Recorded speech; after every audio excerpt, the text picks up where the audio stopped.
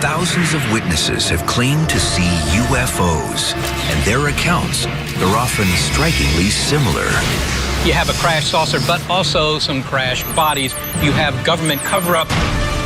Mainstream science says the evidence just isn't there. Oh my God. It's a big jump between a UFO and an extraterrestrial spacecraft. But if UFOs were really extraterrestrial craft, what kind of mind-bending technologies would we find under the hood? You'd have to have some sort of technology that was capable of canceling the effects of inertia. When it comes to unidentified flying objects, what is the real deal?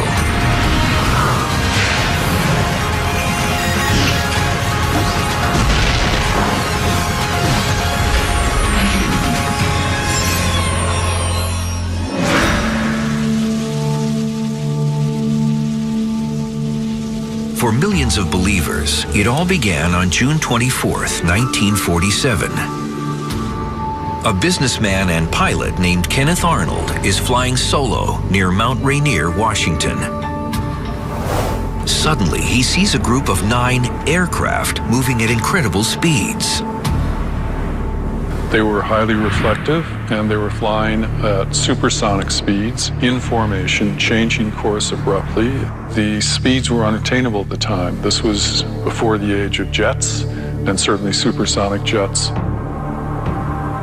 Being a trained pilot, he did several things to corroborate their existence, to make sure he wasn't seeing some kind of atmospheric effect. He changed his head angle, he changed the aircraft angle. He even positioned the aircraft such that there was a light snow in the background behind the objects, and they appear dark against a light surface.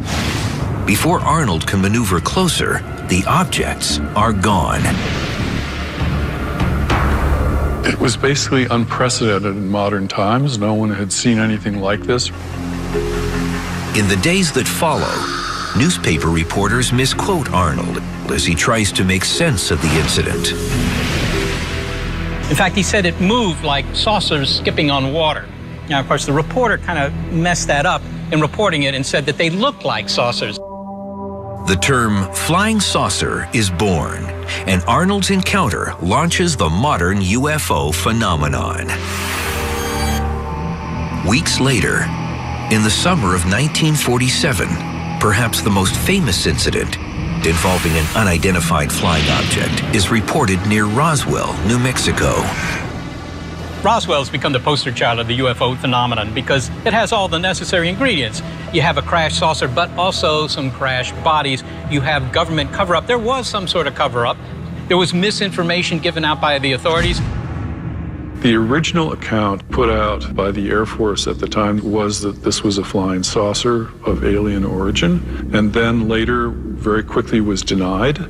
And the story then was that this was a weather balloon which had crashed, and that there were no occupants on board, and that there was nothing extraterrestrial about it. Other witnesses claim to have seen actual pieces of a crashed spacecraft, materials that are reportedly unknown to science. Both Arnold's sightings and the Roswell incident remain officially unconfirmed and highly controversial. Just about every year, there are thousands of reported sightings, mostly in the sky, of objects that they assume are extraterrestrial craft, so-called UFOs. The U is important, of course, they're unidentified. I personally have seen a bright light start at the horizon and shoot off into the clouds. Now, strictly speaking, that was a UFO. It's a big jump between a UFO and an extraterrestrial spacecraft. Scientists argue that most UFO sightings either have earthly origins, like satellites, balloons, and aircraft, or cosmic origins, such as meteors, comets, or even an especially bright planet Venus. But when a UFO sighting has no known explanation, could it be an extraterrestrial craft? And if so, what kind of technologies could possibly explain the behaviors that witnesses actually report? How would such craft be built, and what problems would they have to overcome?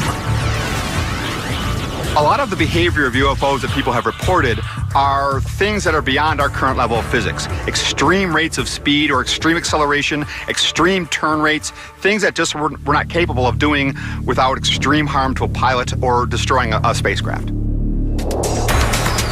Eyewitness accounts of super fast accelerations, lightning turns, and sudden stops seem to violate known laws of physics. But could aliens find a way around these laws?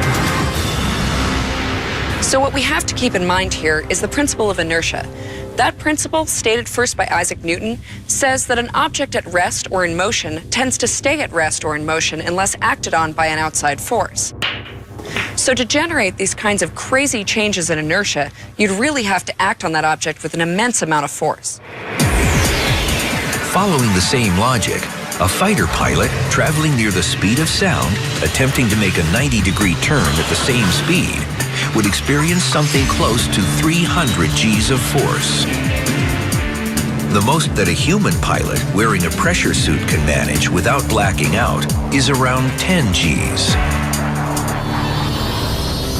If his physiology were remotely similar to humans, an extraterrestrial pilot undergoing a 300G maneuver would instantly perish. His internal organs would continue moving forward and crush against the skeleton.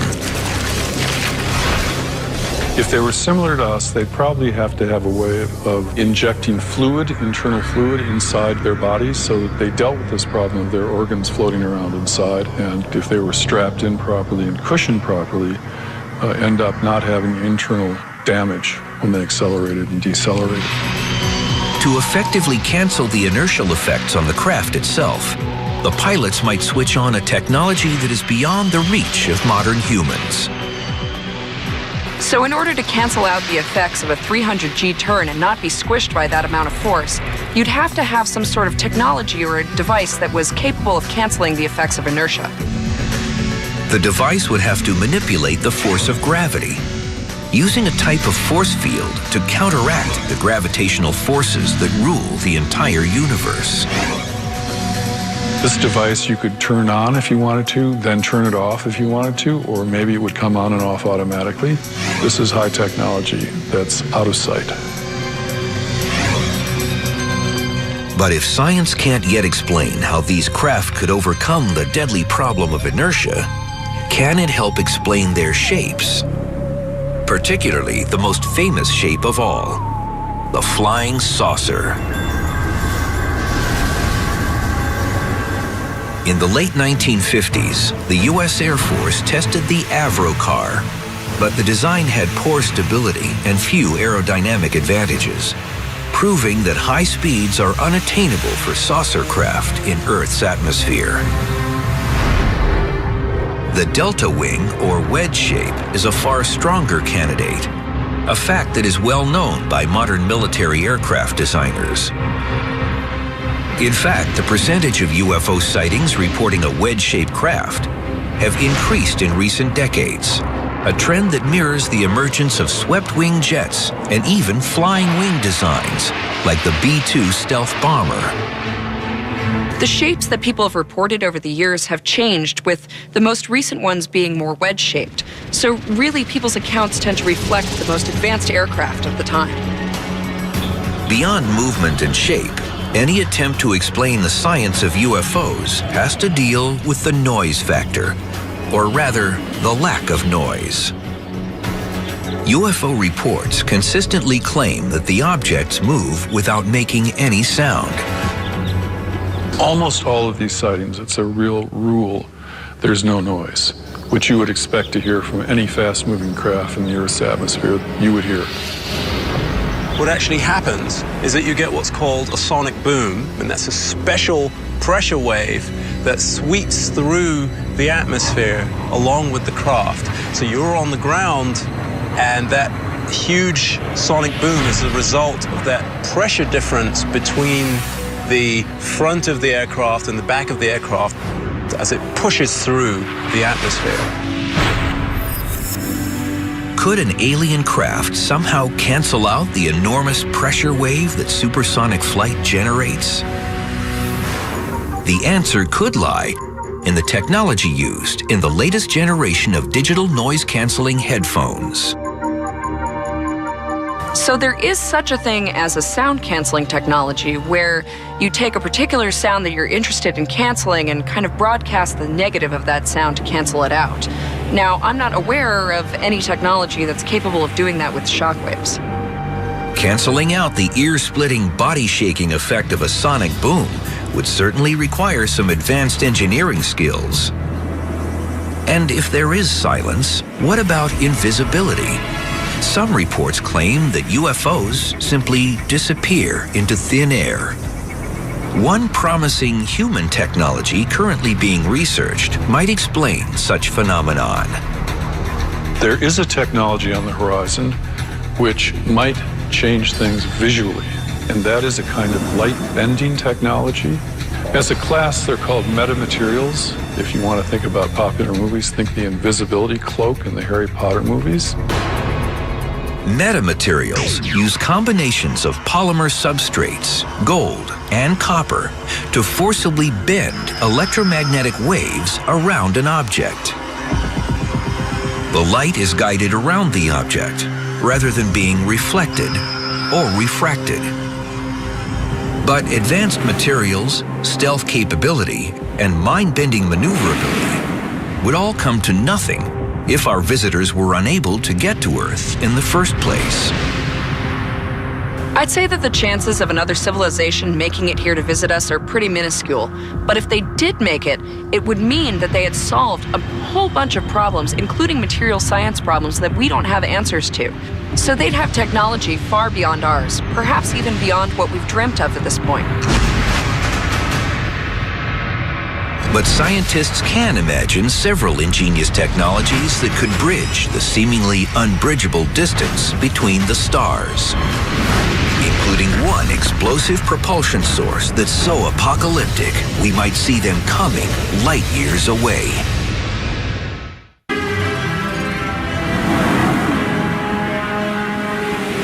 For decades, countless UFO reports have surfaced from cities and countries around the globe. But not all UFO sightings have been reported from the surface of planet Earth. On July 19, 2009, viewers of a NASA video feed from the Space Shuttle Endeavour reported seeing a disc-shaped object hovering above the shuttle's mechanical arm. Space-based UFO sightings like this have purportedly happened throughout the history of manned spaceflight. Unspecified cosmic phenomenon? Or could it suggest the possibility that huge extraterrestrial starships are cruising the Milky Way galaxy? Space travel between the stars, it's a staple of science fiction, right? You see it every night on television, you see it in the movies all the time. But could we really do it, or could any species really do it? Well, the distances between the stars are enormous, really enormous. Interstellar travel doesn't violate physics. It isn't that you can rule it out and say, there's absolutely no way they can come here. It's just that it's very, very hard. Just traveling from the Earth to Alpha Centauri, our closest neighboring star at nearly 4.5 light years, is beyond the reach of our most powerful rockets. If an advanced civilization were to visit us from a distant star system, we can pretty much rule out that they would use chemical rockets to get here. Despite the impressive pillar of fire and smoke that we see during Apollo, Saturn V, or shuttle launches, chemical rockets don't get you very far in the solar system. To give you some context for that distance, our furthest known space probe is Voyager 1, launched in 1977. It's been flying for 34 years at 38,000 miles per hour, and it's only now starting to leave our solar system. If its destination were Alpha Centauri, it would take over 56,000 years to reach even the closest star system. To engage in interstellar missions on timeframes of a human lifetime, around about 50 years, we can see that we need to increase the speed that we can travel by at least a factor of 1,000. Scientists have determined that the speed of light is a mind-blowing 186,000 miles per second, a spacecraft traveling the star system would have to reach a significant percentage of that speed, even to reach the nearest star. The biggest obstacle is weight. A chemical rocket exacts a huge weight penalty because its entire fuel supply must be carried on board. We can calculate that even to reach 6% of the speed of light using chemical rocket fuel, you would need more rocket fuel than exists mass in the universe. So we really know that it's actually impossible to reach another star system using chemical rocket fuel. If extraterrestrial visitations are even possible, their spacecraft must solve this problem. In 2011, NASA's NanoSail D became the first solar sail to orbit the Earth. The ultra-thin 100-square-foot sail uses sunlight, or photon pressure, as a source of propulsion. One of the immutable limitations of rocket propulsion is the fact that any rocket has to carry its fuel with it. A solar sail can take advantage of the naturally occurring resources, namely photons emanating from the sun, which can be used to propel that solar sail. Similarly, a hang glider can fly without any fuel or an engine just by taking advantage of the natural resources we're surrounded by, namely the atmosphere and the laws of aerodynamics.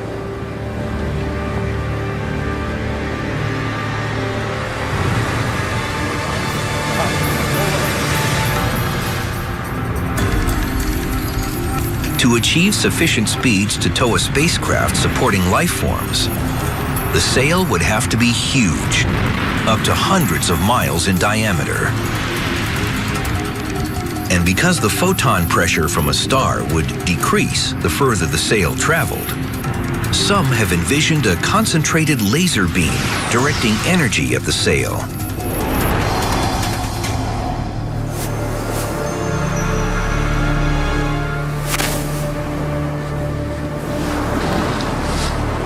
Eventually, and sadly, this hang glider and all hang gliders at some point have to land.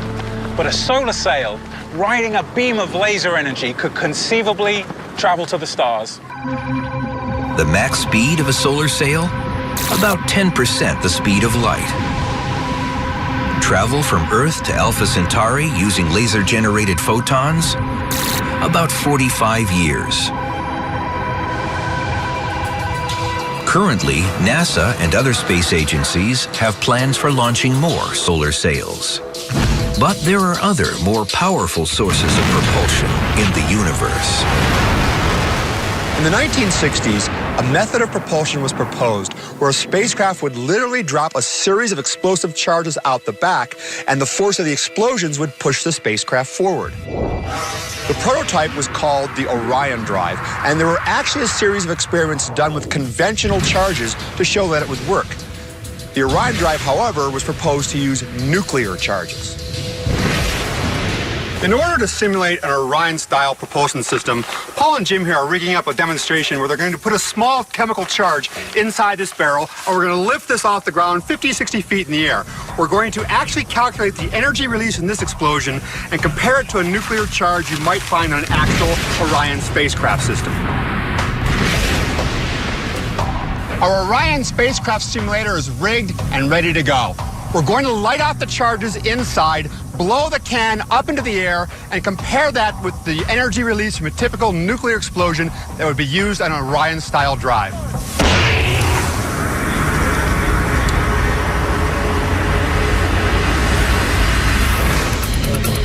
The Orion spacecraft, studied at Los Alamos in the late 1950s, proposed nuclear fission as its propulsion source. Fission energy is produced when the nucleus of an atom splits into smaller parts, producing free neutrons and protons that release tremendous gamma-ray energy.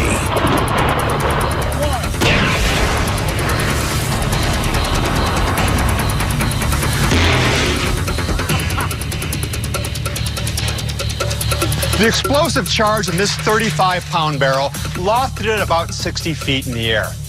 A small nuclear charge in the Hiroshima range would liberate about 27 million times more energy. Clearly, that's a practical propulsion drive for interplanetary or even interstellar travel. Because of the huge explosions that an Orion drive would require, on the back of the spacecraft, you would have a huge, thick metal plate that would absorb the thrust of the explosion and a series of shock absorbers to keep the crew from getting jolted each time the charges went off. The max speed of a nuclear-powered fission spacecraft? About 5% the speed of light. Travel time from Earth to Alpha Centauri? About 90 years. Despite its powerful fuel source, the fission craft is actually slower than a solar sail. Boosting speed would mean turning to another, more intense nuclear reaction. Fission technology is well known and understood, and we've been using it to generate power here on Earth for decades. But there's another kind of nuclear technology, and that's nuclear fusion.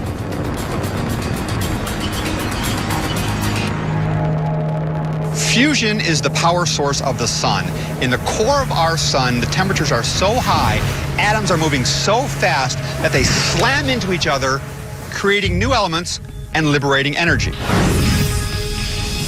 The opposite of fission, fusion energy is produced when two atomic nuclei fuse together to form a single heavier nucleus.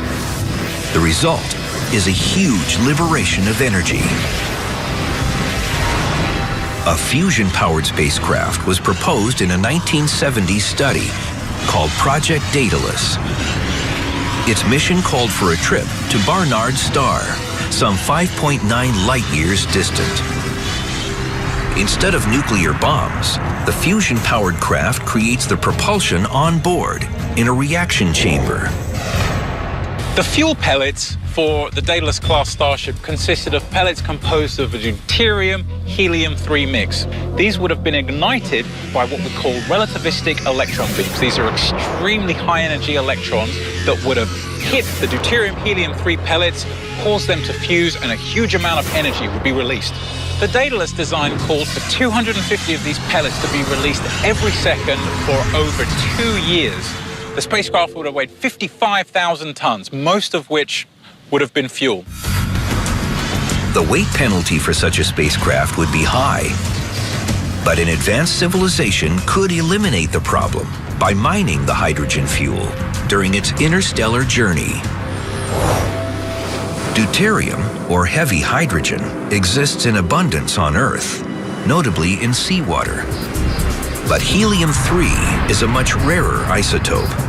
In our solar system, it can be found on the Moon, and in vast quantities on Jupiter and Saturn. Scientists have proposed using huge hydrogen scoops to mine the helium-3 needed to cross the void of space. So it's conceivable that if you had a craft that was powered by nuclear fusion, you could go to another star system and then use the hydrogen available from that star to refuel. The self-contained, fusion-powered spacecraft could avoid a huge weight penalty and reach speeds that could allow near-star exploration in a reasonable time frame. The max speed of a nuclear-powered fusion spacecraft? Up to 15% the speed of light. Travel time from Earth to Alpha Centauri? About 35 years. The immense costs, the logistics, and even the politics of nuclear-powered spaceflight long ago caused humanity to scrap any and all plans. But a sufficiently advanced society could trade nuclear propulsion for what seems like an impossible paradox, traveling at light speed without moving at all.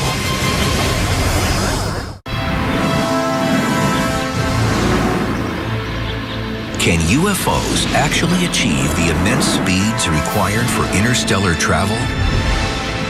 One potential answer may be buried 30 feet beneath the ground in America's heartland.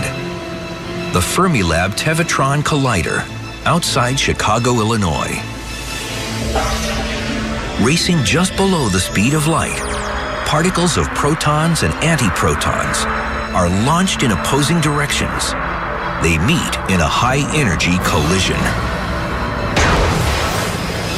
The impact produces gamma rays, the highest energy source known in the universe and potentially the key to interstellar travel. The best way of making antimatter here on Earth is to employ probably the most famous equation that Einstein taught us, which is E = mc squared, which tells us that for a certain amount of matter we can get energy. It's a great idea because it's incredibly efficient. You essentially take all of the mass in those particles and convert it into energy. But how can antimatter exist in the universe if it must be artificially manufactured? That's the question that Stephen H. from Philadelphia texted the universe.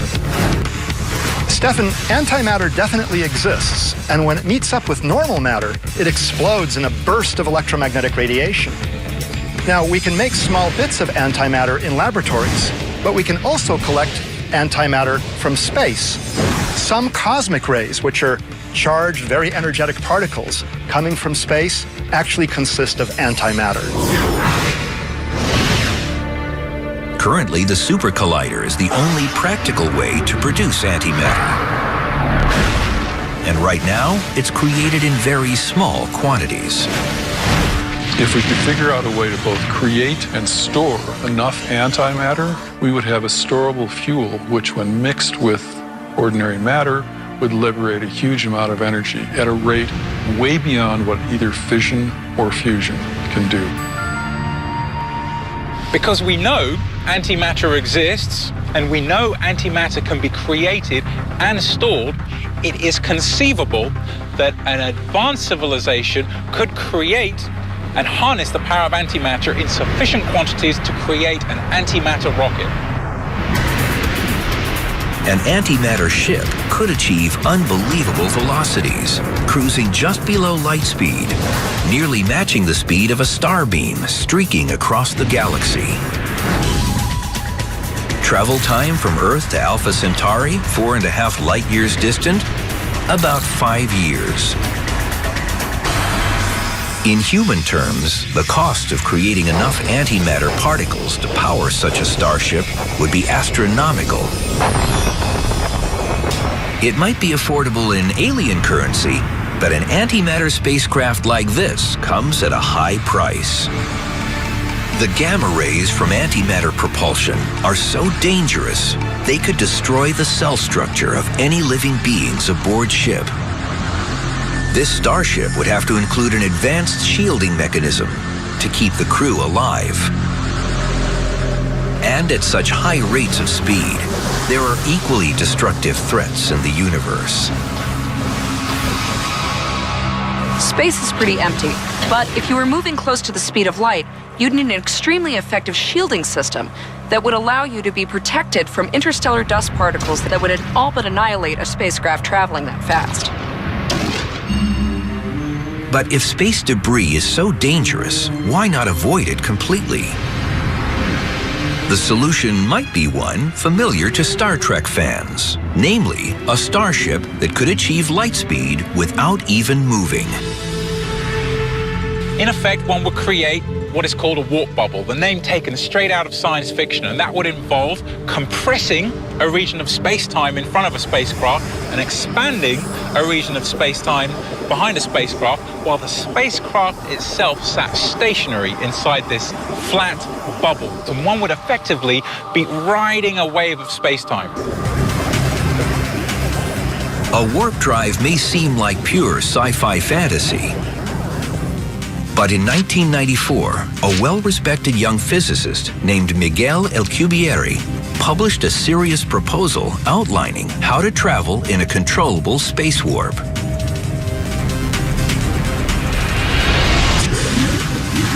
There are huge obstacles to Alcubierre's warp drive solution.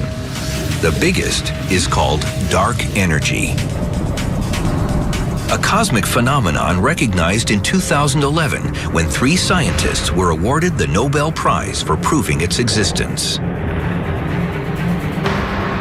The simplest explanation that's been proposed for the phenomenon of dark energy is that there's an intrinsic property of space itself that makes it want to expand. But you can actually see it by looking at receding parts of the universe and seeing that there's this extra acceleration component. But it isn't a stored energy source like solar energy or other kinds of energy. And so it's not inconceivable, it's not beyond the realms of possibility that some advanced civilization existing somewhere in the universe has learned how to harness dark energy to create an exotic form of propulsion.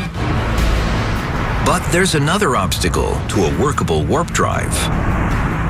The only known way to pull a spacecraft forward within a warp requires harnessing the intense energy of a black hole. The sort of simple notion is somehow to make a very concentrated bit of matter, extremely concentrated on the level which would cause a black hole. If you could generate a black hole on a small scale, so to speak, you could dangle it in front of the ship and use its space distortion to sort of drag the ship along. And exactly how fast could a warp drive tow an extraterrestrial spacecraft?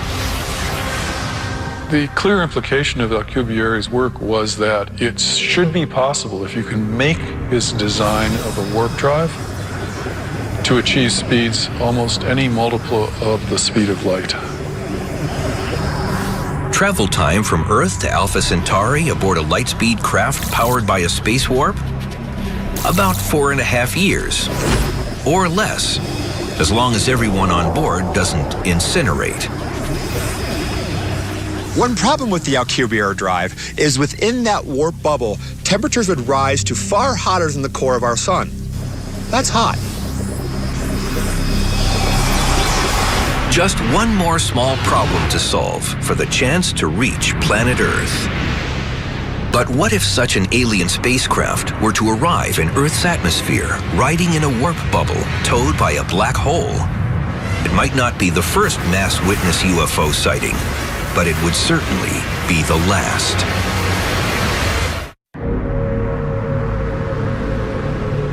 March 13th, 1997. Thousands of people witness an optical phenomenon drifting across the Arizona skies. Reports of a series of bright lights in geometric patterns are widespread, including multiple sightings over Phoenix of a craft up to a mile wide with lights winking on and off in sequence. Reconstructing the events of that evening, the lights of the Phoenix lights were almost certainly flares dropped by an Air Force A-10 aircraft in conjunction with the human tendency to envision a solid shape connecting them. That's the best explanation for the Phoenix lights. For many, the Phoenix Lights incident was direct proof that a huge extraterrestrial craft had arrived. Some even called it a mothership. The purpose of an extraterrestrial mothership is fundamental to the theories of alien visitation. It's the only way to bridge the vast distances of interstellar space. The term mothership, I think, came into being around the same time that flying saucers as a term came into being. And I think the universal notion was you couldn't make an interstellar trip in a person-sized craft. You had to have something really large. An apt earthly analogy of a mothership is that of an aircraft carrier. An aircraft carrier travels the vast distances across the oceans, but its purpose is to transport smaller aircraft which can then go on and engage in whatever their missions may be. If the journey to Earth is long, on the order of centuries or even millennia, the mothership would be much more than just an aircraft carrier. There's the generational or arc ship, which is a very large spacecraft that is essentially an enclosed ecosystem in which generations of inhabitants expect to be born, grow old, and die over the long period it takes the spacecraft to reach its ultimate destination. Perhaps with technology such as suspended animation, biological alien passengers could be put to sleep and revived after the vast journey. Surviving such a journey would also mean surviving the destructive energy powering the spacecraft itself. One logical design solution, a cigar-shaped mothership, is precisely what many UFO witnesses claim to have seen. For any advanced propulsion system, you would want to situate the crew as far away as possible from the engine source. So one possible design would be a very long, thin design with the engine located at one end of the spacecraft and then some kind of truss connecting the crew section as far away as possible so as to avoid damage from high-energy neutrons, X-rays or gamma rays from the advanced propulsion system. If such arc ships have in fact visited planet Earth, the evidence would be overwhelming and undeniable.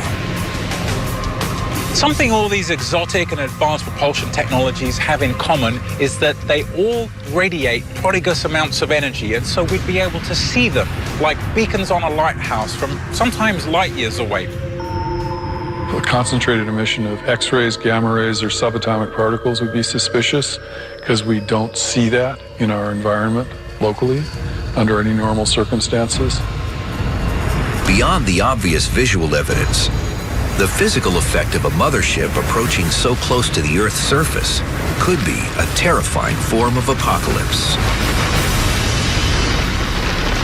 If for whatever reason this extraterrestrial technology or civilization chose not to turn off their engines, it could be catastrophic for life on Earth, as we would be bathed in high-energy neutrons, X-rays, and gamma rays. If it's something which is a version of a warp drive, then you're talking about space distortion. And you wouldn't want to be too close to any major mass, including a planet. Such catastrophic visitations assume that aliens are willing to risk their own lives in interstellar space. But there might be a better way.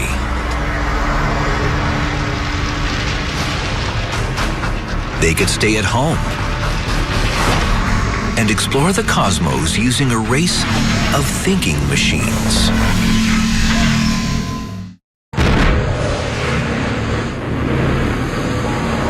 For many ardent believers in the UFO phenomenon, the Roswell, New Mexico event in the summer of 1947 is the defining alien encounter in human history. In popular culture, the most lasting detail from the purported crash came from the descriptions of extraterrestrial bodies found at the scene. In the ensuing decades, this vision of alien beings, known as the Greys, became the accepted standard in science fiction and recurring alien encounter reports. The oversized heads may explain an expected feature in alien biology: greater intelligence. The larger skulls would contain larger, more advanced brains compared to ours. Mastering the profound challenges of interstellar travel would certainly require great intelligence, but might it require something that is beyond organic biology? One area of science fiction where we might be making kind of a big mistake is to assume that the aliens are biological, that they're living things. I think that the possibilities for the kinds of organisms which might travel between the stars are really wide open. And one possibility that has appeared on occasion in science fiction is machine intelligence. According to a recent earthly equation known as Moore's Law, the number of transistors on a single computer chip doubles every 18 months, meaning computer processing speed doubles. This trend has continued for more than half a century and is expected to continue through 2020 or later. The exponential explosion of processing speed is opening the door on a staple of science fiction called artificial intelligence. So if you invent a thinking machine, 100 years later, that machine is not only smarter than you are, it's smarter than all humans that have ever lived. And that's the difference between artificial intelligence and real intelligence. Artificial intelligence can evolve enormously faster.